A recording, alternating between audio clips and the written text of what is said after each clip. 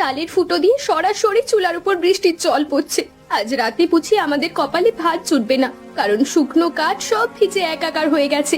এখন আমরা কি করব? কিভাবে এই দুর্যোগ রাতটা পার করব আমি কিচ্ছু ভেবে পাচ্ছি না। তুমি অত দুশ্চিন্তা করো না তো। কালকে সকালেই আমি পাশের বাড়ি থেকে কিছু খড় আর বাঁশ নিয়ে আসবো চালটা মেরামত করবার জন্য। এখন এই রাতটুকু একটু কষ্ট করে সহ্য করো। আমাদের কপালে হয়তো এই দুঃখই লেখা ছিল। গরিব হয়ে জন্মেছি যখন, তখন সহ্য করা ছাড়া আমাদের আর কিচ্ছু করবার নেই। খড় দিয়ে আর কতক্ষণ ঠেকাবে গো তুমি? এই হাড় কঙ্কাল ঘরটা বাতাসে থর থর করে কাঁপছে, যে কোনো দিন ভেঙে আমাদের মাথার উপর পড়ে যাবে। আমার নিজের জন্য ভয় লাগে না গো, কিন্তু তোমার এই হাড় ভাঙা খাটুনি দেখে আমার বুকটা একেবারে ফেটে যায়। আমি দিনরাত এক করে খাটছি শুধু একটা টিনের চাল আর পাকা খুঁটি করবার জন্য। বিশ্বাস করো, খুব শীঘ্রই আমাদের দিন বদলে যাবে। ওপরওয়ালার উপর ভরসা রাখো। পরিশ্রমের ফল তিনি একদিন না একদিন ঠিকই দেবেন। তখন আমাদের আর ভিজতে হবে না এমন ভাবে। তোমার পরিশ্রম আমি দেখি, কিন্তু ঘরে এক মুঠো চাল নেই, তরকারিতে দেওয়ার মতো নুনও নেই। এভাবে আর কতদিন শুধু স্বপ্নের উপর ভর করে কাটবে বলো তো? পেটের খিদে তো আর স্বপ্ন দিয়ে মেটে না, বাস্তবটা বড়ই কঠিন। আজকে মালিকের কাছে অগ্রিম কিছু টাকা চেয়ে অনেক অনুনয় বিনয় করেছিলাম, কিন্তু তিনি একটুও দয়া দেখালেন না। তবে মন বলছে কালকে নিশ্চয়ই কোনো একটা ব্যবস্থা হয়ে যাবে। তুমি চিন্তা করো না, ওপরওয়ালা একটা পথ ঠিক বের করে দেবেন। আমি আজ শুধু এক বাটি শুকনো মুড়ি চিবিয়েই রাত কাটিয়ে দেব, কিন্তু তুমি তো সেই ভোর থেকে রোদে পুড়ে বৃষ্টিতে ভিজে কাজ করেছো, অথচ এখন তোমাকে না খেয়ে শুতে হবে। এটা ভেবেই আমার শরীরটা অবশ হয়ে আসছে। আমার নিজের পেটের খিদের চেয়ে তোমার চোখে এক ফোঁটা জল আমাকে হাজার গুণ বেশি কষ্ট দেয়। তুমি ওভাবে নিরাশার কথা বলো না। তুমি পাশে থাকলে আমি সব দুঃখ জয় করতে পারি। শুধু একটু হাসি মুখে থেকো, এতেই আমার শান্তি। আমাদের যদি একটা ছোট্ট মাথা গোজার শক্ত ঠাঁই থাকতো, তবে একবেলা নুন ভাত খেয়েও আমি এই পৃথিবীতে রাজার মতো সুখ অনুভব করতে পারতাম। ঘরটা ভাঙা বলেই আজ বাইরে বৃষ্টির সাথে সাথে আমার ভেতরের মনটাও ভিজে যাচ্ছে বারবার।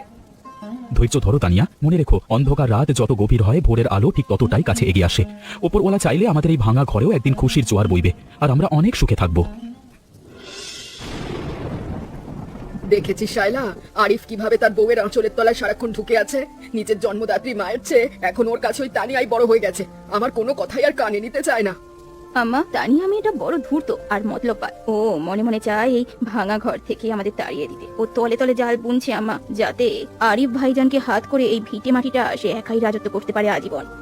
আমি বেঁচে থাকতে আমার পৈতৃক সম্পত্তির 1 ইঞ্চি জায়গাও আমি ওরাতে দেবো না। তানিয়াকে এই বাড়ি থেকে সরাতেই হবে। ওর মতো অলক্ষী বাড়িতে থাকলে কোনোদিন উন্নতি হবে না। তাই যে কোনো উপায় ওকে বিদায় করা দরকার। আমি একটা চমৎকার ফোন দিয়ে রেখেছি আম্মা, আপনি শুধু একটু ধৈর্য ধরুন। আমি এমন নাটক করব যে আমার সোনার গয়না চুরি হয়েছে, আর সেই দোষটা একদম অকাট্য প্রমাণের সাথেই আমি তানিয়ার উপরে চাপিয়ে দেবো। সবার সামনেও বদনাম হবে। তোর বুদ্ধিটা মন্দ নয় রে শায়লা, তবে কাজটা করতে হবে খুব সাবধানে, যাতে আরিফ বিন্দু মাত্র টের না পায়। ও তার বউকে একেবারে অন্ধের মতো বিশ্বাস করে। তাই প্রমাণ এমন হতে হবে যাতে ও আর কোনো কথাই না বলতে পারে। আমি এমন ভাবে প্রমাণের জাল বিছাবো যে আরিফ ভাইজান নিজের চোখে দেখেও বিশ্বাস করতে বাধ্য হবে তানিয়া আসলে একটা বড় চোর। তখন তার ভালোবাসার বেলুন এক মুহূর্তেই চুপসে যাবে, আর সে নিজেই ওকে তাড়িয়ে দেবে। দেখো আম্মা। তবে কাজটা কিন্তু আজকে রাতেই করিস। কাল সকালেই যেন তানিয়াকে গ্রামবাসীর সামনে লজ্জিত করে এই বাড়ি থেকে বের করে দেওয়া যায়। যত তাড়াতাড়ি আপদ বিদায় হবে ততই মঙ্গল আমাদের এই পুরো পরিবারের জন্য। আপনি শুধু কাল সকালে কান্নাকাটি করে চিৎকার শুরু করবেন, বাকি সব দায়িত্ব আমার উপরে ছেড়ে দিন। আমি মতিন ভাইকে সব বুঝিয়ে বলছি। ও ঠিক সময়ে তানিয়ার বাক্স থেকে গয়নাগুলো খুঁজে বের করে আনবেন নাটক করে। তানিয়া বিদায় হলে এই ঘরে আবার আগের মতো শান্তি আর শৃঙ্খলা ফিরবে, এ আমার বিশ্বাস। ওর ওই মায়াবী আর নিষ্পাপ চেহারার আড়ালে কত বড় বিষাক্ত মন লুকিয়ে আছে তা আমি অনেক আগেই হাড়ে হাড়ে চিনেছি। একদম ঠিক বলেছেন আম্মা। বিষাক্ত সাপকে আদর দিয়ে ঘরে পুষে রাখা মানে নিজের বিপদ নিজে ডেকে আনা। ওকে ছবল মারার সুযোগ দেওয়ার আগেই আমাদের উচিত ওকে বাড়ির সীমানা থেকে চিরতরে লাথি মেরে বের করে দেওয়া। তানিয়া রে, তোর এই হাড় ভাঙা খাটুনি আর অভাব দেখলে আমার বুকটা ফেটে যায়। এই অল্প বয়সে এত কষ্ট আর সংসারের বোঝা তুই কিভাবে বইছিস বলতো? ওপরওয়ালাই জানেন। কি আর করবো খালা, আমাদের তো গরিবের কপাল। আরামাইশ কি আর আমাদের কপালে লেখা থাকে? তবুও আরিফ আমার পাশে ছায়ার মতো আছে বলে সবটুকু কষ্ট আমি হাসি মুখে সয়ে নিতে পারি। তোর যা শায়লাকে একটু চোখে চোখে রাখিস মা। কাল রাতে ওদের ঘরে অনেকক্ষণ ধরে ফিসফাস শুনলাম। আমার মন বলছে তোকে নিয়ে ওরা কোনো একটা বড় বিপদ বা ষড়যন্ত্রের জাল বুনছে। ওনারা তো আমাকে শুরু থেকেই ছোট করে দেখেন, তবুও আমি চেষ্টা করি ওনাদের মন জুগিয়ে চলতে। আমি তো কারো কোনো ক্ষতি করি না, তবে কেন তারা আমার পেছনে লাগবে খালা? হিংসে বড় কঠিন জিনিস রে মা, এটা মানুষকে অন্ধ করে দেয়। আর তুই বড্ড সরল, তাই তোকে সবাই ঠকাতে চায়। সব সময় সতর্ক থাকবি, কারণ ঘরের শত্রু চেনা সবচেয়ে কঠিন কাজ। উপরওয়ালা সব দেখছেন খালা। আমি যদি আমার সততা আর ঈমান ঠিক রাখি তবে আমায় কোনো অনিষ্ট করতে পারবে না কেউ। আপনি শুধু দোয়া করবেন যেন আমি এই কঠিন পরীক্ষায় টিকে থাকতে পারি। ওরে, আমার সব শেষ হয়ে গেল। আমার সোনার চেন আর কানের দুল জোড়া বাক্স থেকে উদা হয়ে গেছে। এই ঘরে তো বাইরের কেউ ঢোকেনি, তবে আমার সর্বনাশটা কে করলো? কি বলছিস কি শায়লা? ঘরের মানুষ ছাড়া কারোর এমন সাহস হবে না যে বাক্সের তালা খুলে গয়না চুরি করবে। নির্ঘাত এই বাড়ির ভেতরে চোর লুকিয়ে আছে, তোকে খুঁজে বের করতেই হবে। কি হয়েছে গো বড় আপা, আপনি এভাবে কাঁদছেন কেন? আমি তো সকালেই আপনার ঘর পরিষ্কার করে দিয়ে এলাম, তখন তো সবকিছু ঠিকঠাকই দেখলাম। তুই তো শেষবার আমার ঘরে ঢুকেছিলিস তানিয়া। তুই ছাড়া আর কেউ আমার গয়নার বাক্সের খবর জানে না। তুই ভালোই ভালোই বলে দে, আমার গয়নাগুলো তুই কোথায় লুকিয়ে রেখেছিস? আপনি কি আমাকে চোর বলছেন বড় আপা? আমি অভাবী হতে পারি, কিন্তু কারো সম্পত্তিতে হাত দেওয়ার মতো নিচ্ছু কাজ আমি মরে গেলেও করব না। দোহাই আপনার, আমাকে এমন অপবাদ দেবেন না। আমি কাল রাতেও গয়নাগুলো নিজের হাতে বাক্সে রেখেছি, আর আজ সকালে দেখলাম তানিয়া আঁচলে কিছু একটা লুকিয়ে নিজের ঘরের দিকে যাচ্ছে। ও ছাড়া আর কেউ এ কাজ করেনি। মিথ্যে বলবেন না আপা, আমি শুধু ময়লা ফেলার চুরিটা নিয়েই ঘরের বাইরে যাচ্ছিলাম। আপনি কেন মিথ্যে কথা বলে সবার সামনে আমাকে এভাবে ছোট করছেন? আর কথা বাড়িয়ে লাভ নেই। তানিয়ার ঘর আর বাক্স তল্লাশি করলেই সব পরিষ্কার হয়ে যাবে। চলো সবাই দেখি ওর ওই ভাঙা বাক্সে আমার বাড়ির সম্মান লুকিয়ে আছে কিনা। ঠিক বলেছেন মা, চলুন এখনই ওর ঘরে যাই। সত্যটা সবার সামনে আসা দরকার, যাতে বাড়িতে আর কোনো চোর না থাকতে পারে। বিশ্বাস করুন ভাইজান, আমার তানিয়া এমন জঘন্য কাজ কোনোদিন করতে পারে না। ও অত্যন্ত ধার্মিক আর সৎ একটা মেয়ে। অভাব থাকলেও ও কোনোদিন লোভ করেনি। প্রমাণের আগে তো কোনো মন্তব্য করা যাচ্ছে না আরিফ। চল দেখি ওর বাক্সের ভেতর সত্যি কিছু পাওয়া যায় কিনা। সন্দেহ যখন হয়েছে তখন তল্লাশি করাই ভালো।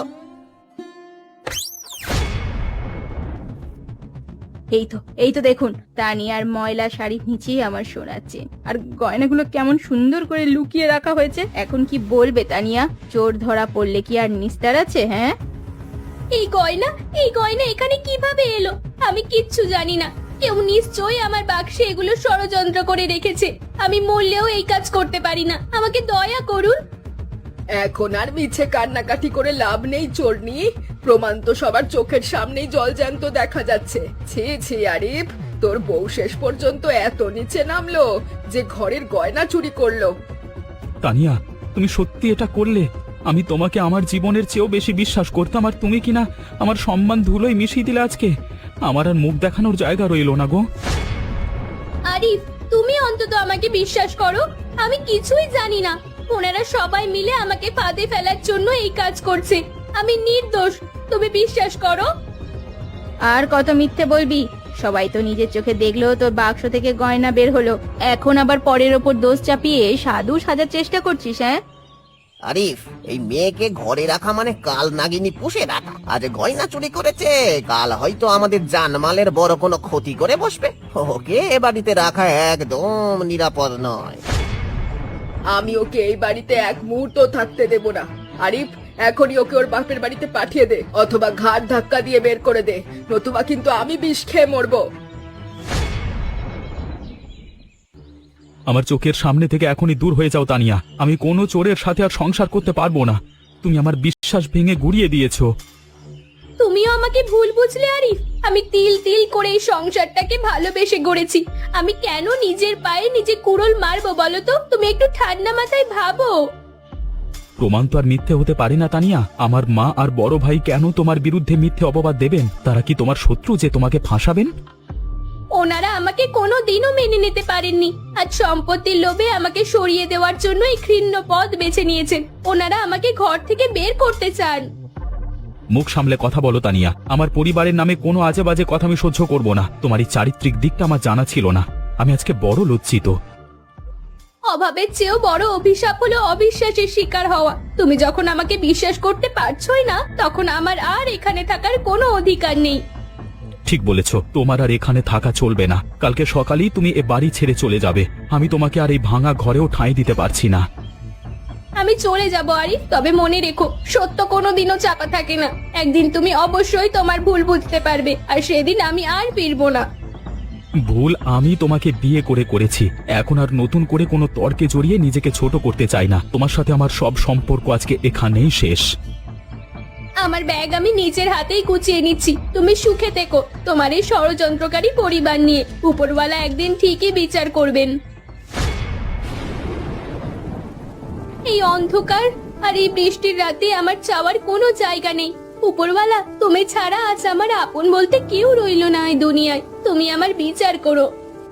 দূর হয়ে যা, দূর হয়ে যায় বাড়ি থেকে, অলক্ষী কথাকারের। আর কোনোদিনও যেন তোর কালো ছায়া আমার এই পবিত্র আঙিনায় না পড়ে। চোরেদের জায়গা আমাদের এই এই বাড়িতে নয়। বড় আপা, অন্যায় আপনি করেছেন, কিন্তু তার কঠিন সাজা আজ আমি পাচ্ছি। মনে রাখবেন, একদিন উপরওয়ালার আদালতে আপনাকে অবশ্যই এই মিথ্যার জবাব দিতে হবে। আরিফ একবারও পেছনে ফিরে তাকিয়েও দেখলো না আমি কিভাবে এই ভিজে পিচ্ছিল পথে একা চলে যাচ্ছি। তার মনটা কি সত্যিই পাথর হয়ে গেল? এতদিনের ভালোবাসা কি সব মিথ্যে ছিল তাহলে? যা গিয়ে তোর বাপের বাড়িতে গিয়ে কান্নাকাটি কর। এখানে তোর কথা শোনার মতো কেউ অবশিষ্ট নেই রে। তোর সব নাটক আজ ধরা পড়ে গেছে। মাটির ঘরের মায়া ত্যাগ করা সহজ, কিন্তু মনের মানুষের মায়া ত্যাগ করা যে বড়ই কঠিন, তা আজ হারে হারে বুঝছি। আমার কপালটা আজ পুড়ে ছাই হয়ে গেল। বড় বড় কথা না বলে সোজা পথ ধরতো বাপু। পাড়া প্রতিবেশী জানলে আমাদেরই মাথা কাটা যাবে তোর এই চুরির কুকর্মের জন্য। আমাদের আর ছোট করিস না।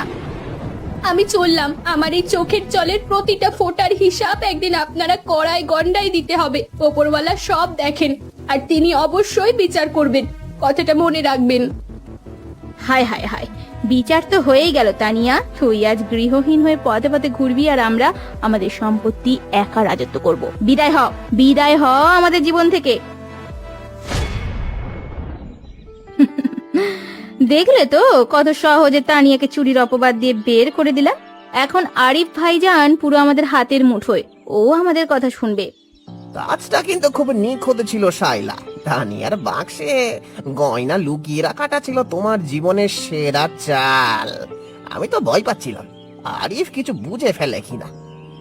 আরিফ তো বড় বোকা মানুষ। ও বুঝতেই পারেনি যে আমরা সবাই মিলে ওর বউয়ের বিরুদ্ধে একজোট হয়ে নাটক সাজিয়েছিলাম। ওর বিশ্বাস ভাঙাটাই ছিল আমাদের আসল উদ্দেশ্য। সম্পত্তির ভাগ এখন আর কাউকে দিতে হবে না। মাও আমাদেরই পক্ষেই আছেন। এবার এই জীর্ণ ঘরটা ভেঙে আমরা বড় বিল্ডিং তুলবো আর শান্তিতে থাকবো। তানিয়া থাকলে সারাক্ষণ শুধু অভাব আর নীতির কথা শুনিয়ে আমার মাথাটা খারাপ করে দিত। এখন আমরা স্বাধীন, যা খুশি তাই করতে পারবো। গয়নাগুলো আসলে আমার পকেটেই ছিল। চুরির নাটক করে আমরা তানিয়াকে গ্রামবাসীর সামনেও একদম ছোট করে দিয়েছি। ওর আর ফেরার পথ নেই। এখন আরিফকে দিয়ে বাড়ির সব খাটুনির কাজ করিয়ে নেব। ও ভাববে আমরা ওর ওপর কত দয়া করেছি ওকে আশ্রয় দিয়ে। ওকে দাসে পরিণত করব। তবে সাবধানে থেকো শাইলা। আরিফ যেন কোনোভাবে আমাদের এই গোপন আলাপের কথা জানতে না পারে। হ্যাঁ, যদি শোনে তবে সব পরিকল্পনায় মাটি হয়ে যাবে। আরে ওর মন ভেঙে চুরমার হয়ে গেছে। ও এখন লজ্জায় ঘর থেকে বের হয় না। ও আর কি শুনবে আমাদের কথা? ও এখন মৃত মানুষের মতো। তাও সাবধান থাকা ভালো। ষড়যন্ত্র যত গোপনীয় থাকে ততই ভালো। হায় হায় হায় হায়, আমি এ কি করলাম? আমার নিষ্পাপ তানিয়াকে আমি এই শয়তানদের মিথ্যে কথায় বিশ্বাস করে বের করে দিলাম। আমি কত বড় পাষাণ! আরিফ, ওইদিকে লুকিয়ে কি করছিস? এদিকে আয়, শোন, কাল থেকে তুই মতিন ভাইয়ের সাথে কাজে যাবি, আর যা টাকা পাবি সব আমাদের হাতে দিবি। তোমরা এত বড় নিষ্ঠুর আর পাষাণ হতে পারলে? একটা নিষ্পাপ মেয়ের জীবন ধ্বংস করে তোমরা এখন উৎসব করছো? তোমাদের মনে কি দয়া নেই? আরিফ, তুই হঠাৎ এসে উল্টোপাল্টা কি বলছিস? আমরা তো তোর ভালোর জন্যই তানিয়াকে সরাতে সাহায্য করেছি, যাতে তুই শান্তিতে থাকতে পারিস। আমি সব শুনেছি। তোমাদের চুরির নাটক আর সম্পত্তির লোভে তানিয়াকে ফাঁসানোর কথা সব নিজের কানে শুনেছি। তোমরা আমার আপনজন হয়ে আমার পিঠে ছুরি মারলে। অত রাগ করিস না। আমরা যা করছি তা শুধু আমাদের বংশের মর্যাদা আর আমাদের ভালোর জন্যই হয়তো করেছি। মাথাটা ঠান্ডা কর। মর্যাদা? তোমরা তানিয়ার মতো পবিত্র চরিত্রের মেয়ের গায়ে কাদা মাখিয়ে মর্যাদা মাচাচ্ছ। আমি আজই তানিয়াকে ফিরিয়ে আনবো, আর আজকে থেকে বাড়িতে তোমরা থাকবে না। তুই আমাদের বের করে দিবি? তোর এত বড় সাহস হলো কি করে? আমরা তো বড় হই, আমাদের শাসন করার অধিকার তোর বিন্দু মাত্র নেই। বড় হয়ে ছোটর সাথে বেইমানি করলে সেই সম্মানের অধিকার আপনারা চিরতরে হারিয়ে ফেললেন। আজকে থেকে এই ঘরে আপনাদের এক মুহূর্তের জন্য জায়গা নেই। আরিফ, শান্ত হ। আমরা তো শুধুমাত্র মজার ছলে করেছিলাম।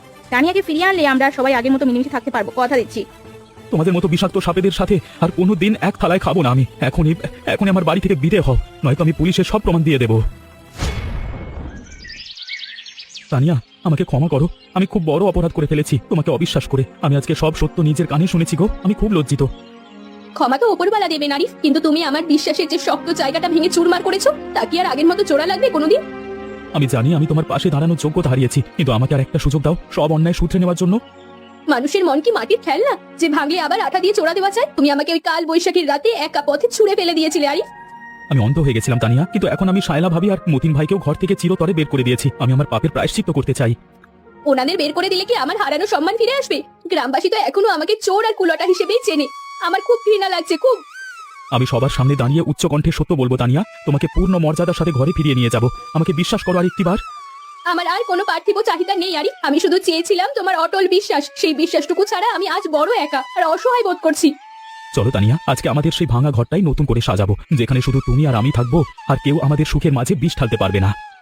তোমার অনুশোচনা দেখে আমার পাথর মনটা কিছুটা নরম হয়েছে। ঠিক আছে, আমি তোমার সাথে ফিরে যাব, কিন্তু এবার সম্মানের সাথেই বাঁচতে চাই।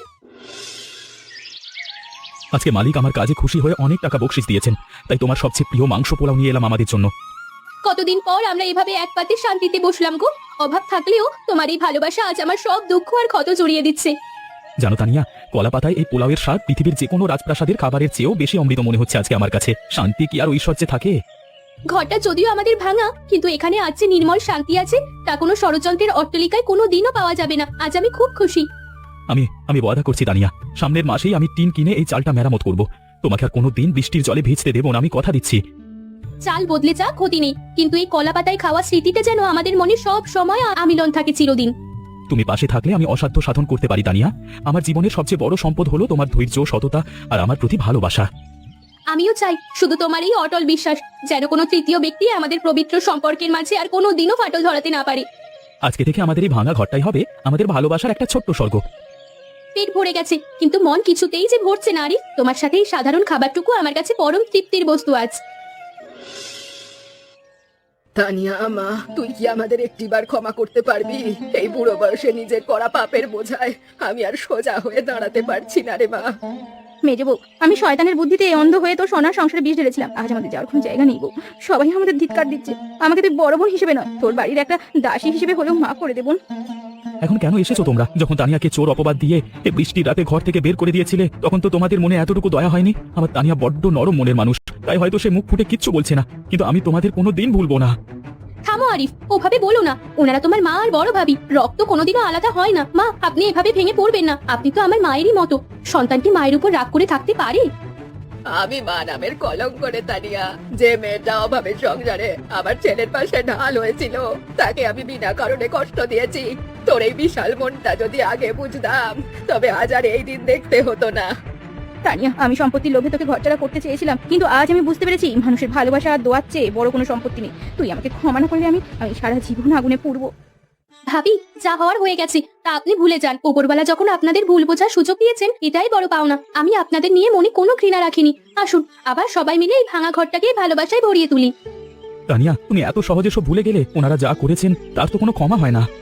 আরিফ, ঘৃণা দিয়ে ঘৃণা মেটানো যায় না, শুধু ভালোবাসা দিয়েই জয় করা যায়। আর যদি আমরা ওনাদের তাড়িয়ে দিই, তবে ওনাদের আর আমাদের মাঝে পার্থক্য কি থাকলো? ক্ষমা করলে মন ছোট হয় না, বরং আকাশের মতো বড় হয়। ঠিক বলেছিস মা, তোর মতো লক্ষ্মী বউ পাওয়া আমাদের 7 জন্মের ভাগ্য। আজ থেকে এই বাড়িতে কোনো শাশুড়ি বউ থাকবে না, আমরা মা মেয়ে হয়ে বাঁচবো। আর আমি কথা দিচ্ছি তানিয়া, তোর এই সরলতার সুযোগ আর কেউ কোনোদিনও নিতে পারবে না। আমি হব তোর সবচেয়ে বড় ঢাল, সবচেয়ে বড় ঢাল। তোমাদের সবার এই মিল দেখে মনে হচ্ছে ঘরটা ভাঙা হলেও আমাদের সবার মন আজকে এক হয়ে গেছে। এটাই তো আসল সুখ।